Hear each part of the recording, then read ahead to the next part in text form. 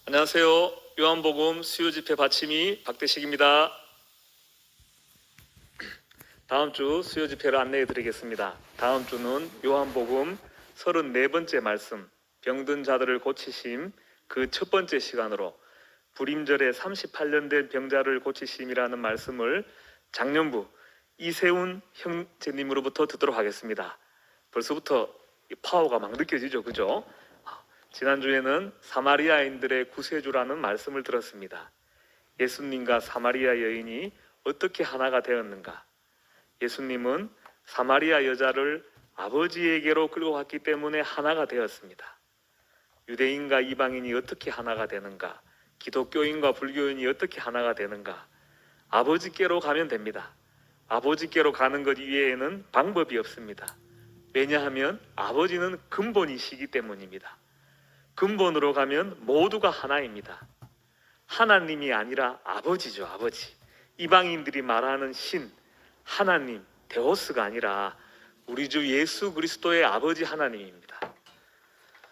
우리를 근본으로 아버지 안으로 인도하시는 분은 바로 십자가에서 내려오지 못한 예수입니다. 십자가에서 내려오지 못하는 예수가 바로 우리의 근본입니다. 십자가에서 내려오지 못하는 예수가 참 하나님이요 참 영생입니다. 십자가에서 내려오지 못하는 예수가 바로 하나님과 사람이 연합된 실체이고 바로 부활 생명입니다. 십자가에서 내려오지 못하는 예수이시기 때문에 사마리아인들의 구세주뿐만 아니라 세상의 구세주가 되시는 우리 주님을 영원히 찬송합니다. 오늘은 건축을 위한 생명공급 그 9번째 시간으로 변방에서 영접받으심이라는 말씀을 장년부 황규순 자매님을 통해서 듣도록 하겠습니다. 여러분, 우리 황규순 자매님을 큰 박수로 맞이해 주시기 바랍니다.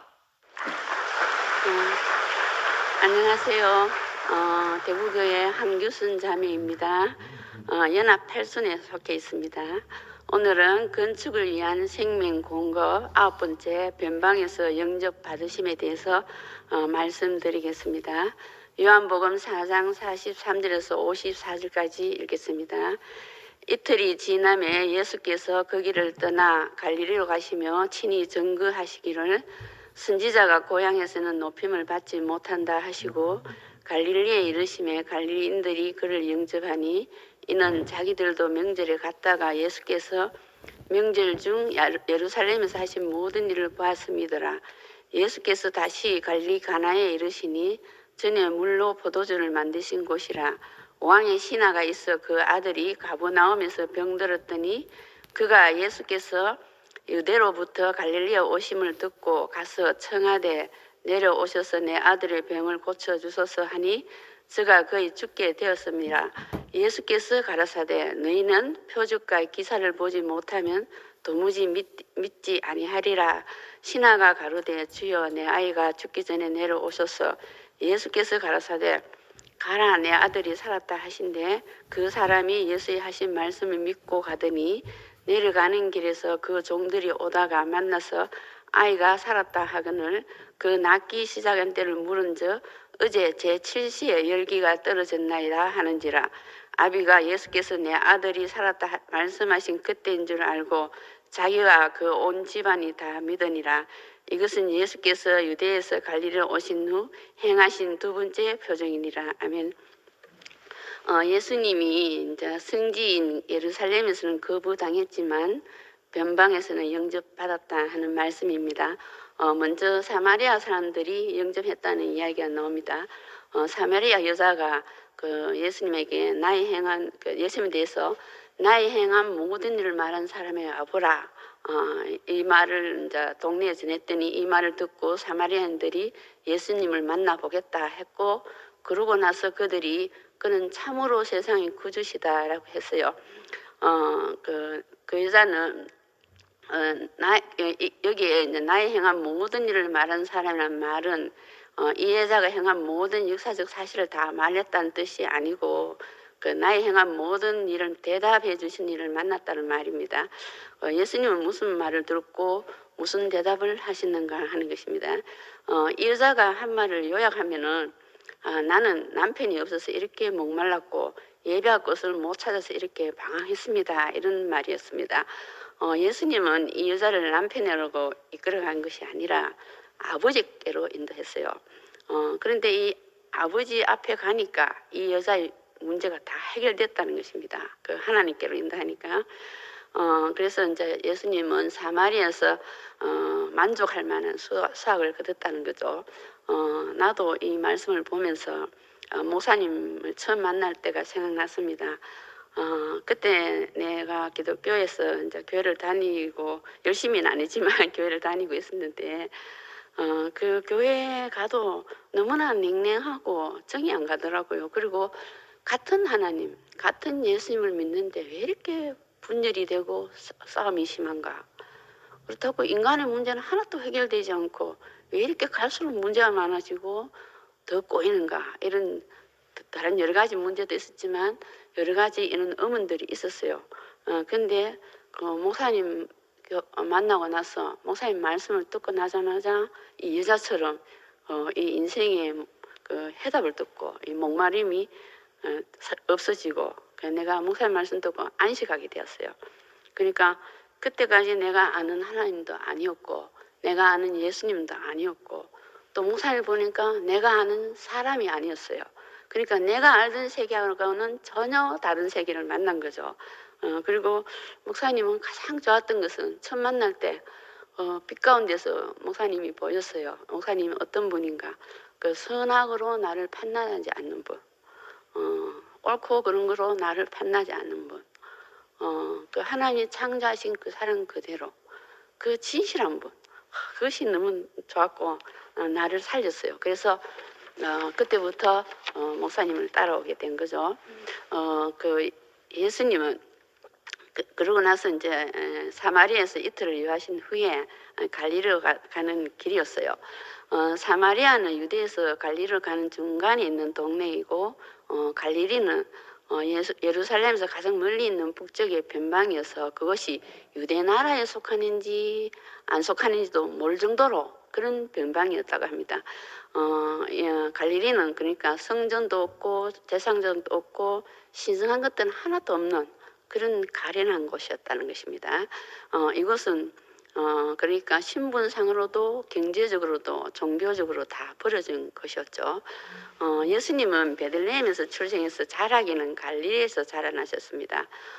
그런데 성전이 있는 예루살렘에서는 배척받고 그럴 때 이제 배척받을 때마다 쓸 자리가 없을 때면 늘 찾아갈 수 있는 고향인 그 갈릴리에 내려오는 길이었죠. 그 길에서 이제 사마리아에서 한정받고 또 예수님이 명절에 행한 일을 본 갈릴리 사람들이 또 영접하였습니다. 그러니까 변방으로 갈수록 한정받았다는 거죠. 그리고 이제 왕의 신하가 와서 자기 아들을 고쳐달라고 간청하는 것을 들으셨다고 했습니다. 이것은 예수님을 기다리고 있었던 사람도 있다는 것입니다. 그래서 지방으로 믿음이 확산되었죠. 우리도 마찬가지입니다. 우리 복음도 종교의 중심지인 예루살렘에서는 한정받지 못하지만 그래도 목사님 말씀 듣고 또 목사님 만나고 형제 자매들을 만나보고 말씀을 들은 사람들이 이 복음을 받아들이고 복음이 차차 확산되고 있는 중이죠. 더 확산되기를 원합니다. 그때 이제 예수님은 선지자가 고향에서 높임을 받지 못한다 하고 이제 예루살렘에서 내려오셨는데 갈릴리 사람들은 예수를 영접했다는 것입니다. 이것은 격언입니다. 선지자가 고향에서 높임을 받지 못한다.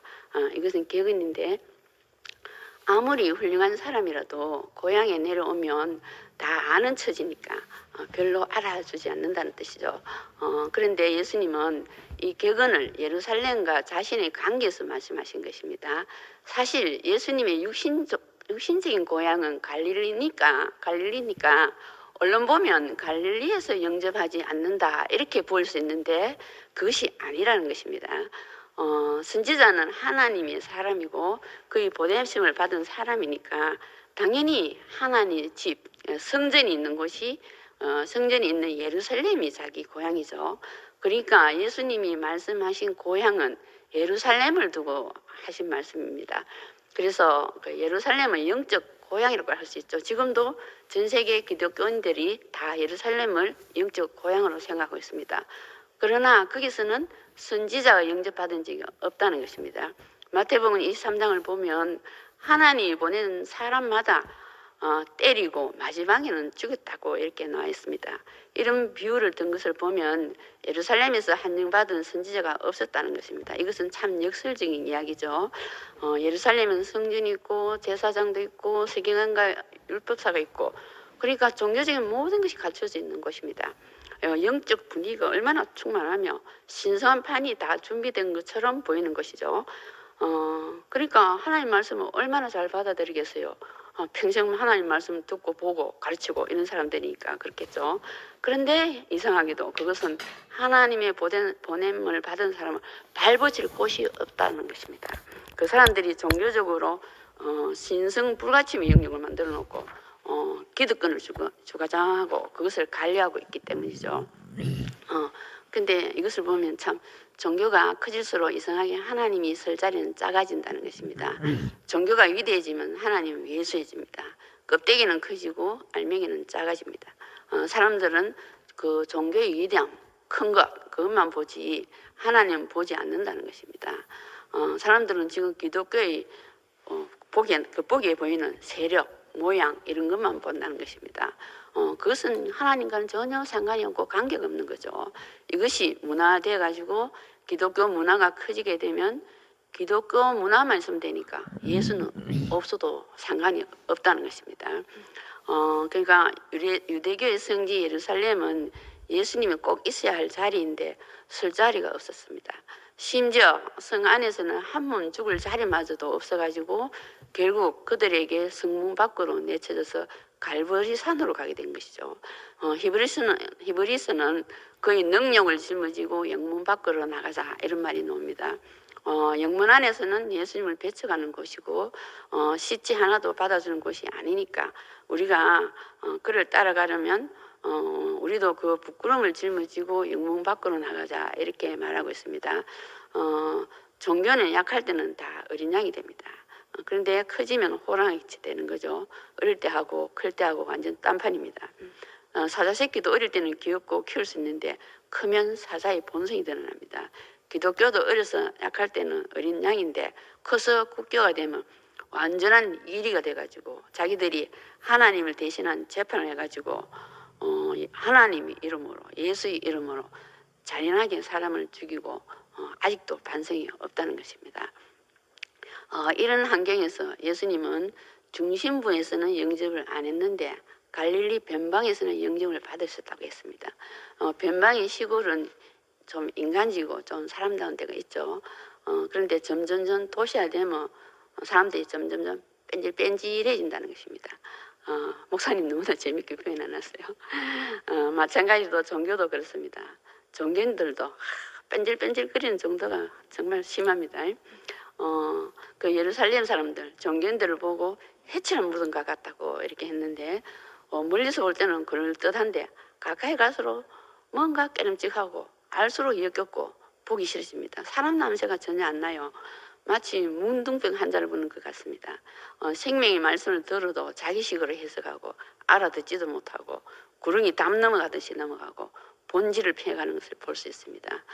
십자가에 못 박혀 내려오신 그리스도를 말하며 본능적으로 싫어하고 피하는 것 같고 거부하는 것 같습니다.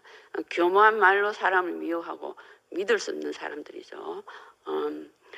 유대인들이 예수를 죽음에 넘길 때 이것이 하나님이 생긴 예라고 했고 죽일 때도 영문 안에 못 있겠습니다. 시체조차도 못 있겠거든요. 얼마나 지독합니까? 절대로 끝까지 예수 그리스도를 용납하지 않았다는 것입니다. 하나님과 예수 그리스도를 믿는다고 우리와 비슷하다고 생각해서는 절대로 안 됩니다.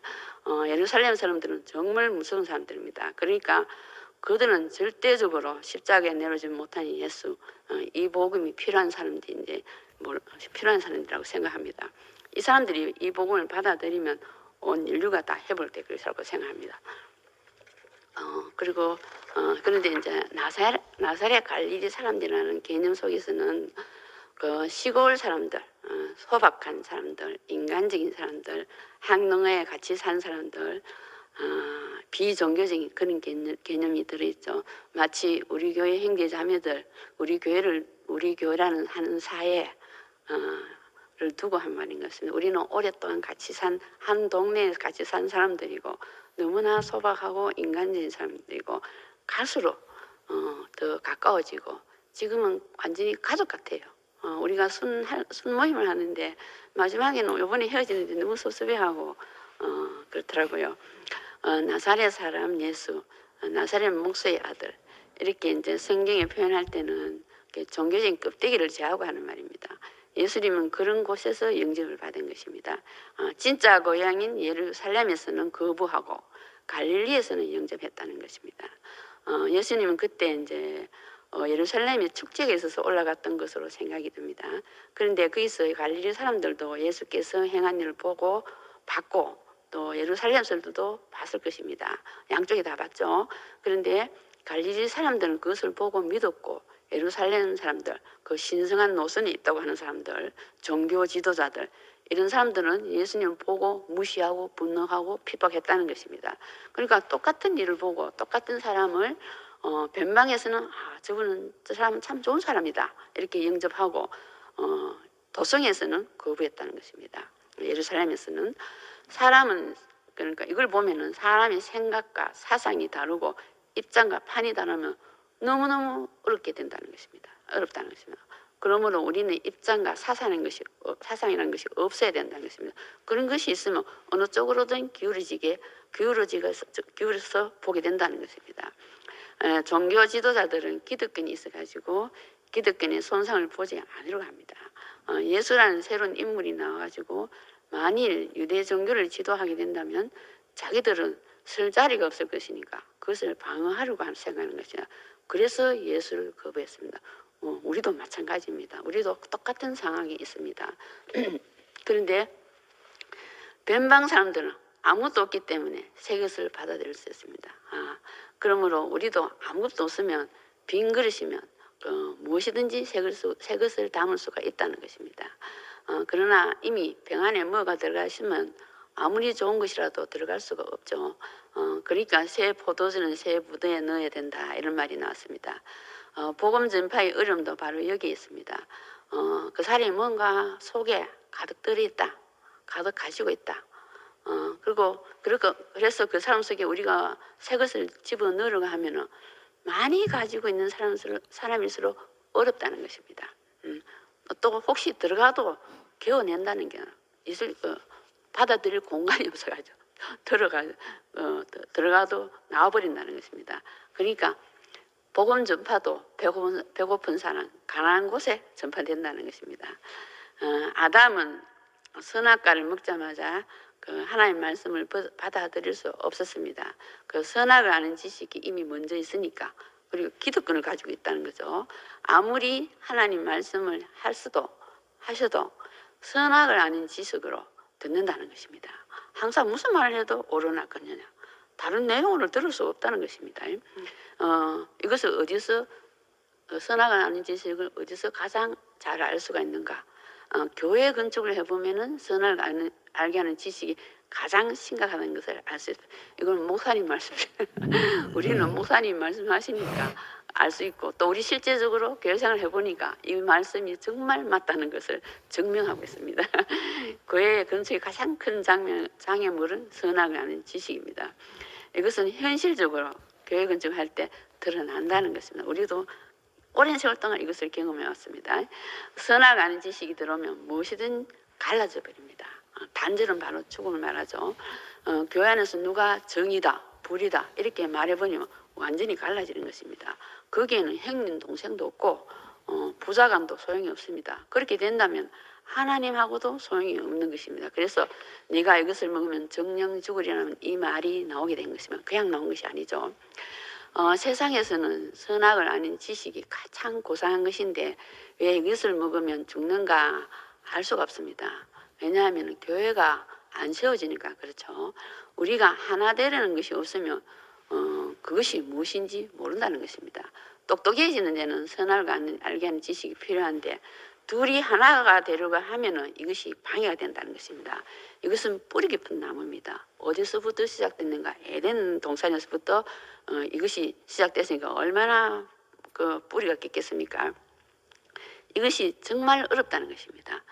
목사님은 처음 시작할 때부터 선악과 이야기를 하셨어요. 그런데도 이 선악과는 안 뽑히고 문제가 있으면 또 나오고 또 나오고 또 난다.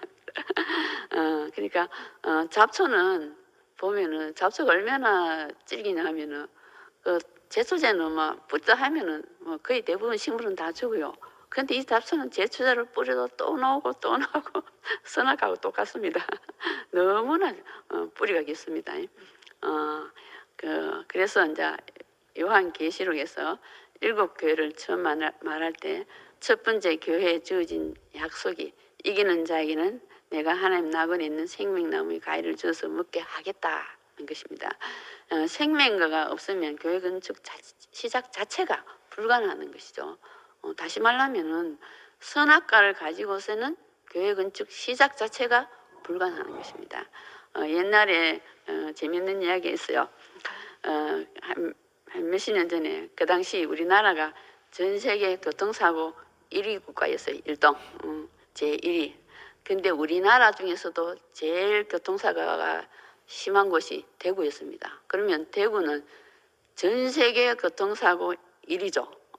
그러니까 말하자면 마찬가지로 우리나라 사람은 성리학, 그 주자의 성리학 영향 때문인지 세계에서 제일 선악을 아는 지시에 대해서는 막 최강입니다. 막 누구보다도 이거는 양보가 없습니다. 요즘 우리나라를 보면은 전체가 막 분열의 극치를 보이는 것 같아요. 좀 머리가 아플 정도로 그렇습니다. 그 중에서도 특히 우리나라 기독교가 그 히랍의 이혼론 또 성리학 이것이 더해져 가지고 선악을 아는 지식이 막 최강적이 최강이죠. 그러니까 전 세계에서 우리나라가 선악을 아는 지식이 있으면 타의 추종을 불허합니다. 그래서 한국의 기독교만큼 싸움을 잘하고 많이 한 것도 없어요. 그 하나님 같이 된 사람들이니까 아무도 못 말린다는 것입니다. 이런 환경에서 목사님이 창세 이래 처음으로 선악과의 비밀을 아신 것도 저는 우연이 아니라고 생각합니다. 주님은 종교 기득권자들에게 배척받고 이제 시골로 내려가는 길에서 사마리아에서 큰 위로를 받았습니다. 그리고 갈릴리 가서 영접을 받고 왕의 신하가 간증한 것을 들어주었습니다. 그러니까 이것을 보면은 갈급한 사람으로부터 기다림과 영접을 받았다는 것을 볼 수 있죠. 생사를 가늠하는 급한 사람이 생명의 복음을 받아들이는 것입니다. 갈급한 사람이 주님을 찾고 주님은 갈급한 사람에게 필요한 분입니다. 그런데 이 왕의 신하가 와서 아들이 죽게 되었으니까 고쳐달라고 하니까 너희가 표적과 기사를 보지 않으면 도무지 믿지 아니한다 이런 말씀을 했습니다. 좀 이것을 보면 좀 매정한 말입니다. 그런데 그 말씀의 일차적인 의미는 표적과 기사를 보고서야 믿는다는 것은 좋지 못한 믿음이다. 그런 뜻입니다.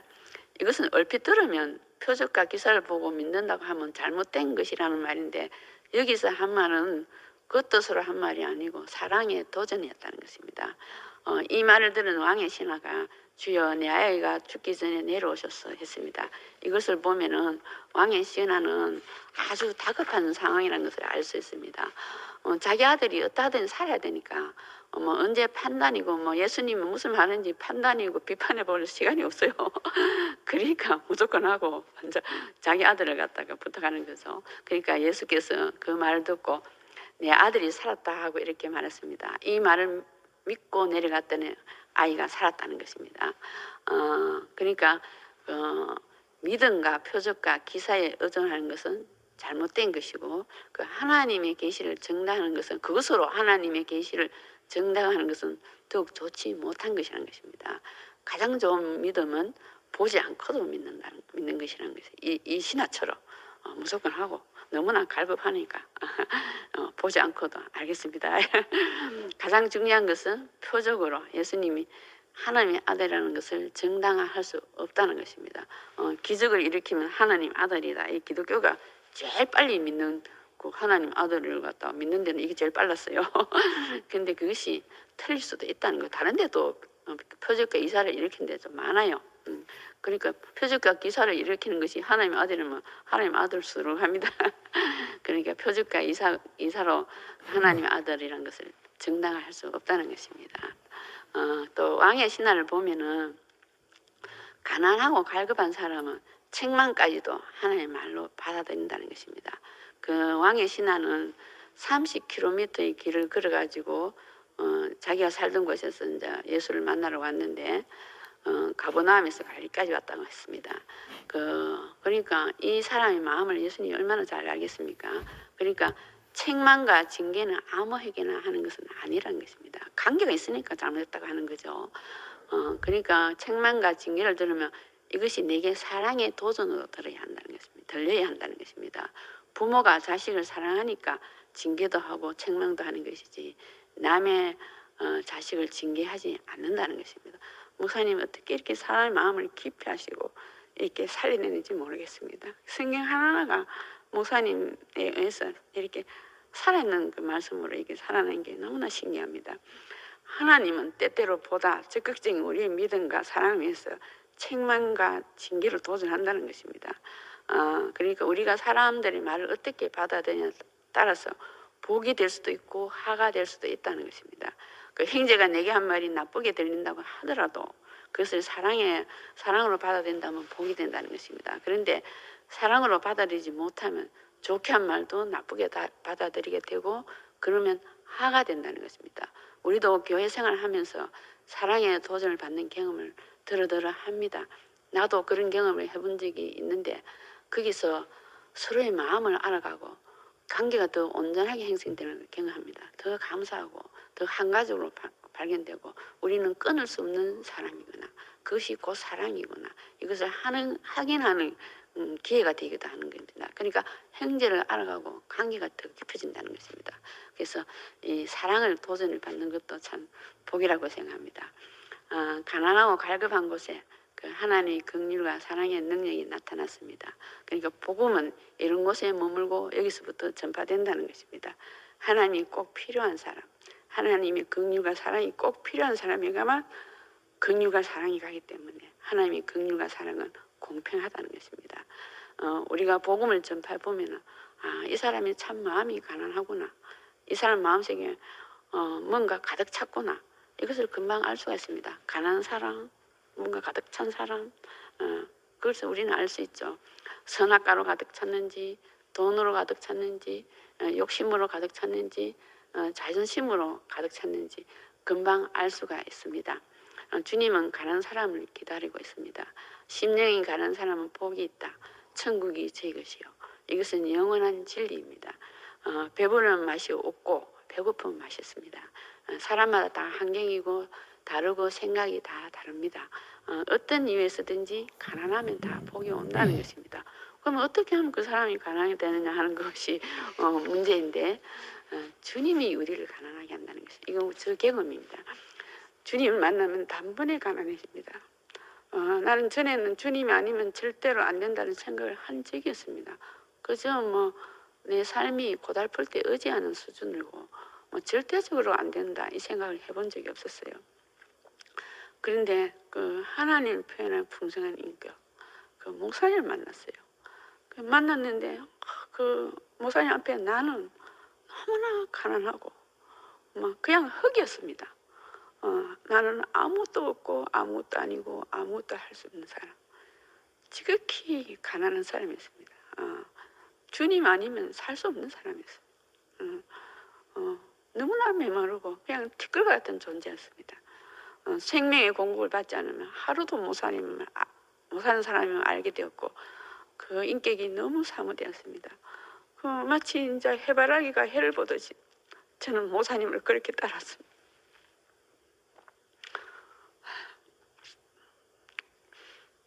하나님도 우리가 아니면 아무것도 표현할 수 없으니까 어쩌면 우리보다 더 가난하시는 분이죠. 목사님이 그렇게 보입니다. 우리 교회에서 가장 가난한 분은 목사님이 아니겠는가. 하나님이 가난한 만큼 가난하신 분이 목사님을 보입니다.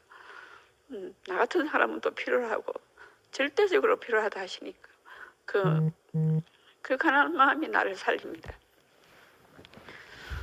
목사님을 만나 이런 좋은 사회 살게 된 것이 꿈만 같고 늘 감사가 됩니다.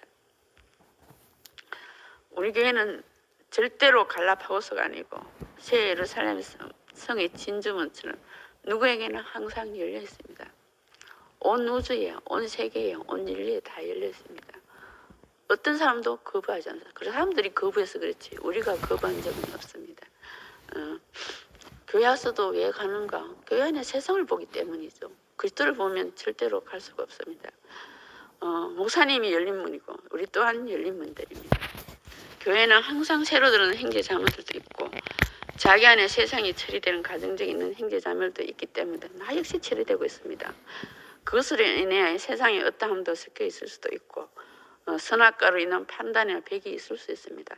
그러나 에덴 동산의 하인금처럼 교회의 진주문, 십자가 그 때문에 들어오기가 시간이 좀 걸릴 뿐이지 가난한 사람들은 밤낮으로 열리고 말씀이 들리는 순간 바로 들어오는 나라입니다. 저는 말씀이 들리자마자 바로 그 문 안으로 들어갔고 그 문 안으로 들어온 이상은 절대로 떠날 생각도 없고 쫓아낼까 겁이 날 정도입니다. 정말입니다. 목사님 만났을 때 목사님이 보호자 우편에 앉은 분으로 새 예루살렘 성으로 보였습니다. 지금은 그것이 겉으로 드러나고 있습니다. 표면적으로도 새 예루살렘의 어떤 그 모습이 보이고 있습니다. 안과 밖이 하나인 것으로 사회가 건축되어 가고 있는 것에 너무나 소망이 됩니다. 우리 교회는 그리스도 안에서 구속된 형제 자매들로 건축되고 있는 새 예루살렘이라고 생각합니다. 목사님이 우리를 구속 안으로 하나님이 원래 지어진 사람으로 회복시키고 온전한 생명의 말씀으로 우리를 먹이시고 그러신 것이 너무 감사합니다. 이 말씀은 지금까지 우리가 듣지도 못하고 보지도 못하고 먹어보지도 못한 말씀이었습니다.